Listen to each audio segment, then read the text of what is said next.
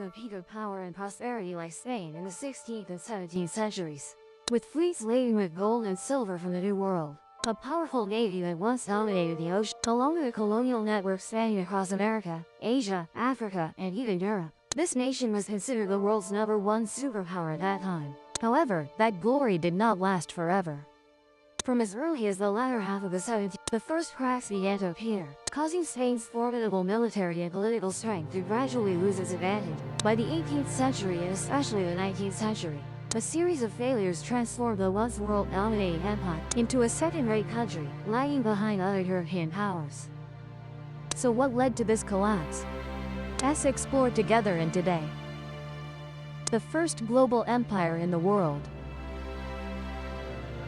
Every empire in the world begins with a journey. And for Spain, that journey started from the Iberian Peninsula, then extended to new lands in America and Asia, ushering in an era of exploration and unprecedented power expansion in history. It all began in the 15th century, when Christian kingdoms gradually regained control of Iberia.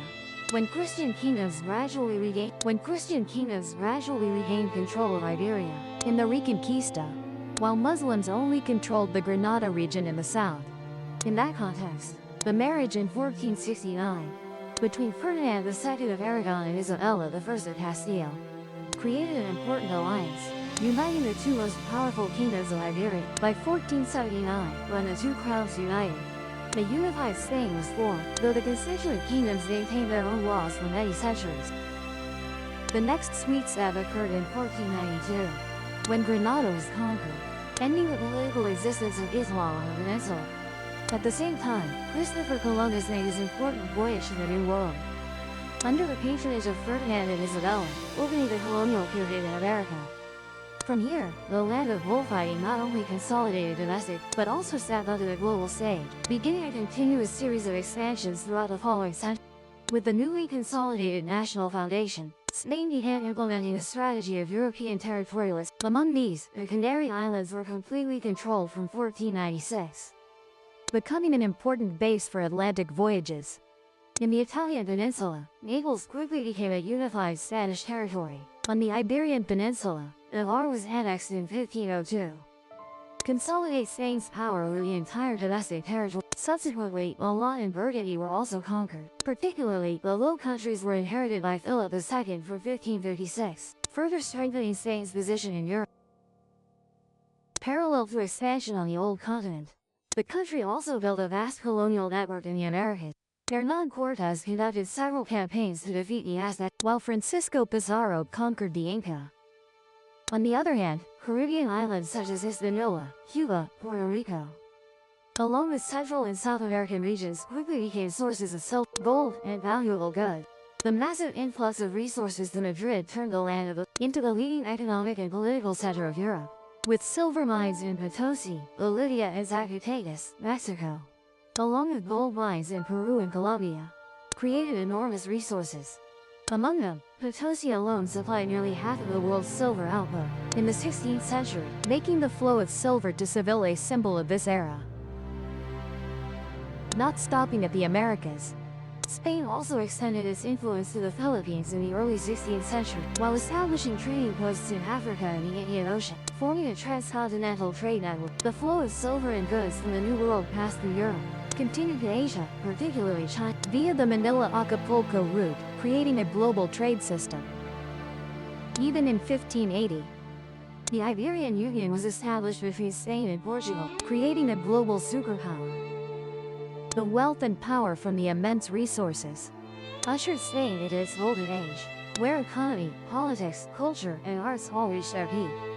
Under the reign of its most famous kings, this was not only a wealthy and powerful nation but also held in European political alliances. His son, Philip II, brought imperial power to its zenith. When Madrid became the power capital of the world, and the Armada became the symbol of an invincible navy, with Spain's influence spreading across the continent, they also saw themselves as defenders of the Roman Catholic faith, and thus brought this religion to new lands. Through missionary activities, establishing churches and schools, while reinforcing their cultural and spiritual prestige. Therefore, the 16th and 17th centuries could truly be seen as the peak of the land of the bull. With the Golden Age that contemporaries called the era when the sun never set on the Spanish Empire. When the nation was both the #1 military political power and the largest overseas empire on the planet, and also the cultural, artistic, and religious center of the age. The prominent feature of the Spanish Empire. Unlike many previous Asian and European empires, which were based on the tribute model to profit from conquered land, Spain went further by comprehensively restructuring indigenous societies in the Americas. From the profound upheavals of the 16th century, this empire established a new order, serving both the goal of resource exploitation and integrating diverse ethnic while creating a rich blend of cultures. In this system, indigenous peoples, Europeans, and Africans not only coexisted, but were also arranged in a flexible, layered network, capable of adjusting to the political, economic, and labor needs of the entire empire. Unlike Britain, France, or Portugal, powers that made slavery the cornerstone for their Caribbean and Atlantic colonies, Spain, although also using forced labor from Africa, its role was more supplementary than central. Instead, they used indigenous people and encouraged Spanish men to marry native women, thereby creating mestizo mixed-race people, who became the majority population. Nevertheless, slaves remained an indispensable component, as they provided the necessary labor to maintain mining operations, agricultural production, and ensured a crucial income stream, serving wars and imperial expansion. Simultaneously, building a multi-ethnic social system was not merely divide and rule, but a complex process where different groups were repositioned in their roles, rights, and responsibilities within the set. Thanks to this mechanism, Spanish colonial society was both stratified, but also flexible and adaptable, meeting demands from the central government in Europe, as well as exploitation and management needs in the American colonies.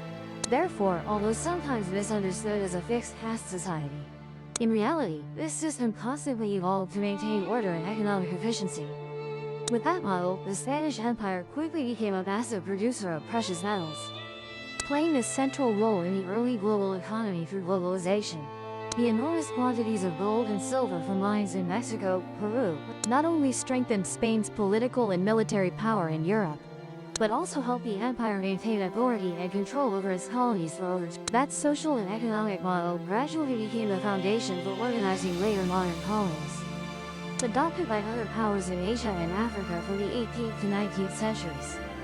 However, this model was not without limit, and those very limitations caused Spain's power foundation to become fragile, opening the path to the empire's decline. The collapse of the empire on which the sun never sets. Beginning in the mid-16th century, when Spain was at the peak of its power under Charles I and Philip II, the seeds of decline quietly emerged. Behind the brilliant exterior was an economy heavily dependent on colonial gold, and a society discontented with tax. Instead of developing domestic production, they imported goods from Northern Europe. So when the silver supply dwindled, the country fell into crisis. By the early 17th century, signs of crisis became increasingly evident. In 1640, Portugal rebelled and regained independence, followed by widespread revolts across Catalonia and Naples, causing the Spanish horsepower to be fragmented and its prestige severely diminished. Not stopping there, in 1641, the government issued copper coins to compensate for the budget deficit. But instead of saving the situation, this policy caused severe inflation, making prices skyrocket and people's lives miserable, and most importantly, diminishing the people's trust in the government. The consequence was economic recession, famine outbreaks, widespread epidemics claiming the lives of over 1 million people, weakening the country both in human resources and economic potential. By the 18th century, under the Bourbon dynasty, the country entered a period of relative recovery, thanks to a series of reforms in taxation, judiciary, while promoting colonial trade. From here, Madrid once again became an influential power center in the region. However, Spain could never regain its former superpower status, as they still lagged far behind the rising rivals, England, France, and the Netherlands. Particularly, the War of the Spanish Succession in the early 18th century dealt another heavy blow. This country had to sign the Treaty of Utrecht, abandoning all territories outside the Iberian Peninsula, even ceding Gibraltar and the island of Minorca to Britain, severely diminishing its position in the Mediterranean. Although later, they regained Naples and Sicily, as well as captured Parma and Minorca. It was clear that the land of the bull had passed its peak period. Entering the 19th century, Napoleon's wars caused Spain to lose everything. After that, despite allying with France, they were completely defeated by the British Navy.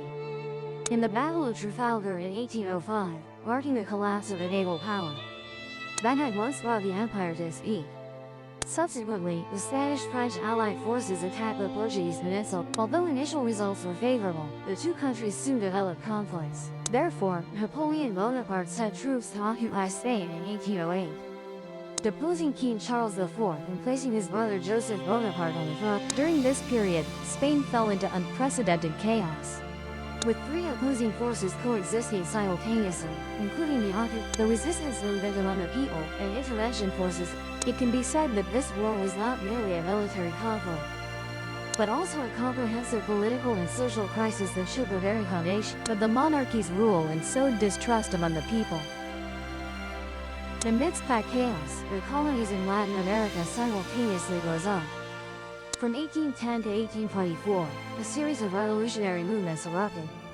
From Mexico, Venezuela, Colombia to Argentina and Chile, gradually gaining independence. As a result, Spain lost almost all its territories in the New World, meaning the loss of the immense wealth that had been the financial pillar sustaining the empire. After escaping Napoleon's control, the land of the bull was no longer a top power, remaining only as a medium-sized country in Europe. By the end of the 19th century, the defeat in the Spanish America took away the last strategic colonies like Cuba, Puerto Rico, the Philippines, and Guam. Entering the 20th century, the retreat process completed as the country abandoned Morocco, Western Sahara, and Equatorial Guinea, and officially ended its role as a global empire entirely, closing the journey from brilliant heights to inevitable decline.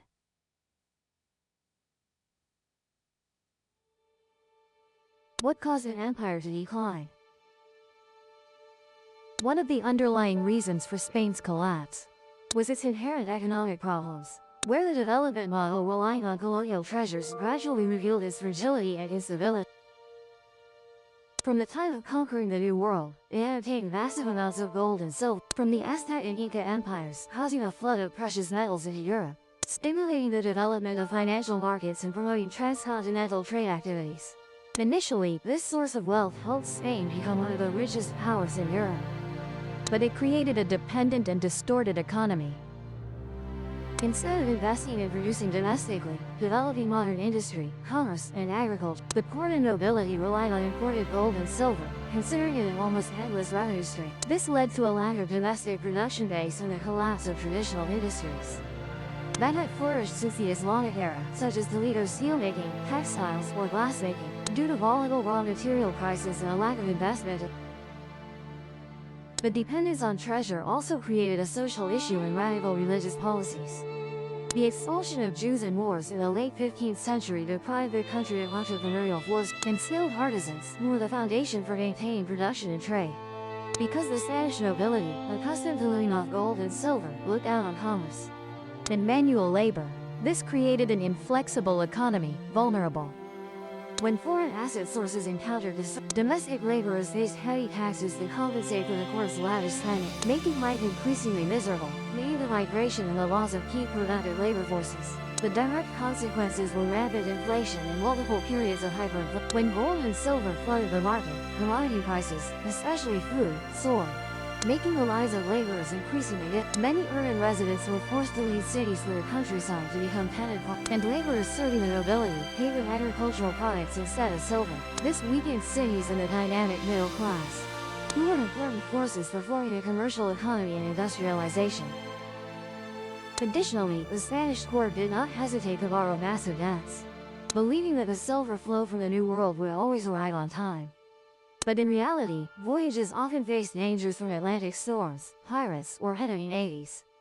So when silver did not arrive in time, the country experienced 9 bankruptcy declarations in 1557, 1560, 1575, 1596, 1607, 1627, 1647, 1652, and 1666, damaging its international credibility. That's strategy of exploiting Spain. Under Queen Elizabeth I, England implemented a bold strategy. by issuing licenses called letters of marque, thereby legalizing piracy and allowing private captains to directly attack Spanish merchant fleets. Legally, this license ensured that attacks were not considered ordinary piracy but state-sponsored actions. This helped England maintain legitimacy in international relations, at least nominally, while creating an economic incentive for captains and sailors, because they kept a portion of the spoils after contributing a share to the treasury.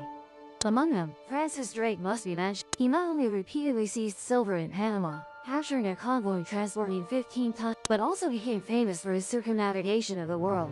During this journey, he captured a ship laden with silver, the Cacafuego, bringing back immense wealth, enough to help Elizabeth I pay off the national debt. Afterward, Drake continued to spread terror in the Caribbean, Santo Domingo, Cartagena, and many key ports, causing merchant ships to be continuously attacked and fleets to suffer heavy loss. The peak was the defeat of the Armada in 1588, when Spain sent a massive force to attack the English army but was defeated at Great Lines and hit by Atlantic storm, resulting in over 20,000 troops and 44 warships. This defeat, along with the continuous loss of silver to British-sponsored pirates, shattered Spain's heavy and cumbersome maritime transport network. As a result, shipments from the New World became dangerous and unstable, and the national treasury no longer had a stable flow of silver. From then on, this country lost its international competitiveness, while rivals like England, the Netherlands, and France rose strongly by focusing on production, trade, maritime affairs, and technology. If the economy had shown fragility, then in the political sphere, Spain also faced equally serious problems. The Habsburg dynasty was not a unified nation in the modern sense, but essentially a loose alliance, comprising many separate kingdoms, lords, and territories under the rule of a supreme king.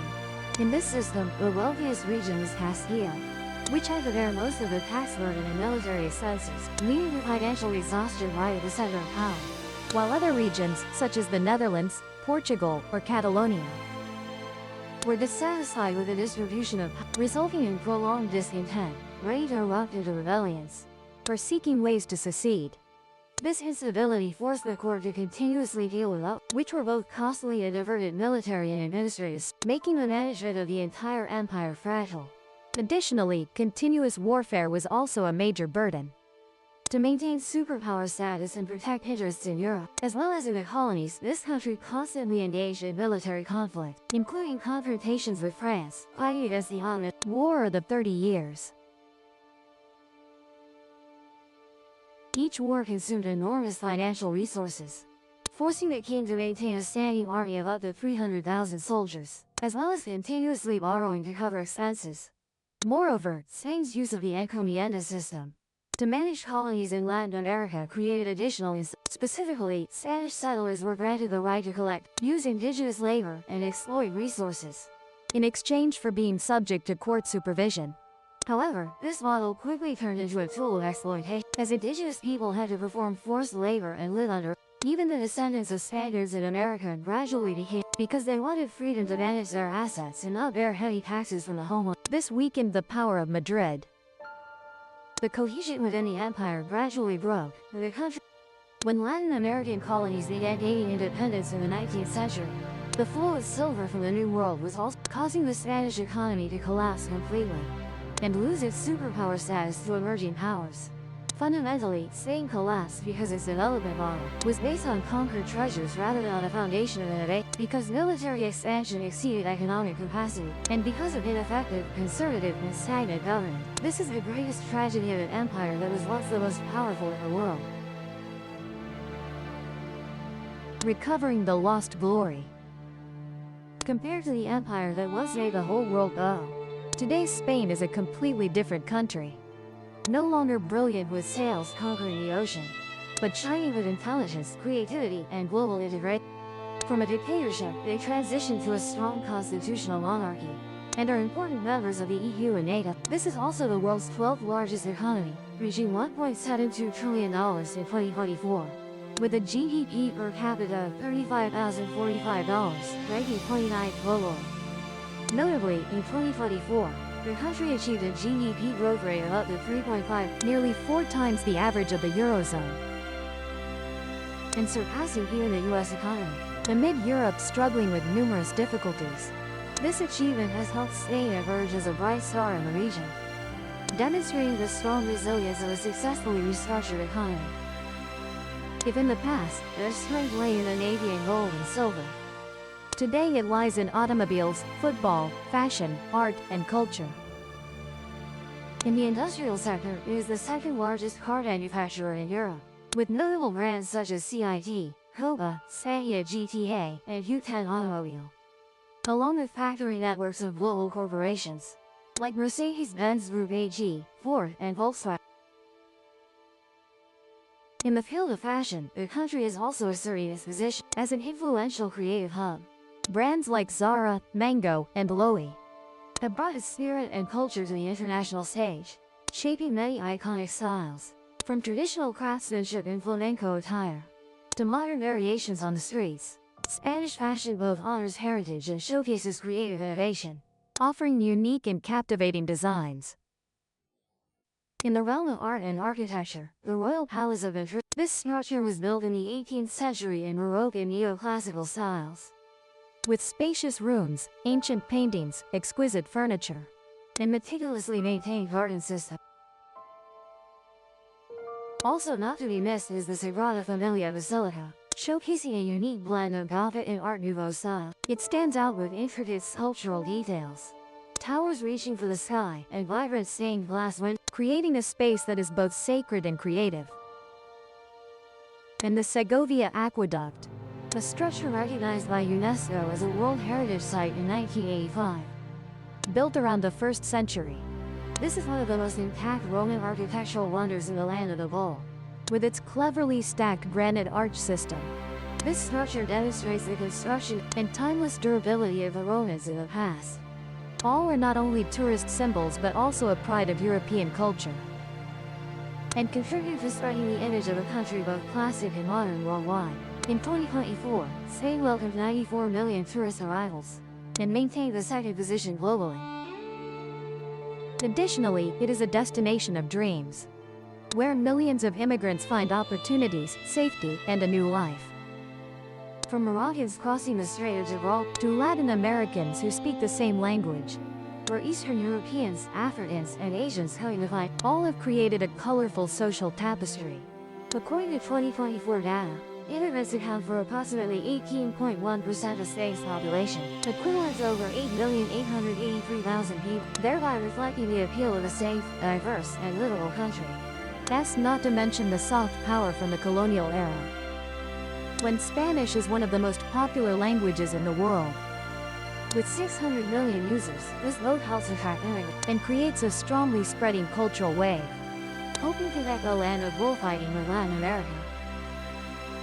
Overall, although many challenges still, such as low labor productivity, housing pressure, public debt, and political division, this country is gradually asserting its position on the international stage. Spain has undergone a long journey, from an empire where the sun never sets to collapse, and now is a country where people want to live and love. They have learned that, instead of hunting for wealth, or hoarding wealth, instead of closing themselves off in pride, open the door to integration, instead of then build democracy and freedom. Perhaps they are no longer world dominators, but Spain's strength today bears the mark of maturity, when relying on knowledge, creativity, and openness. So in your opinion, with the current growth momentum, can this country rise to lead European economies or not? Please leave your opinions in the comment section below. Goodbye and see you in the next videos.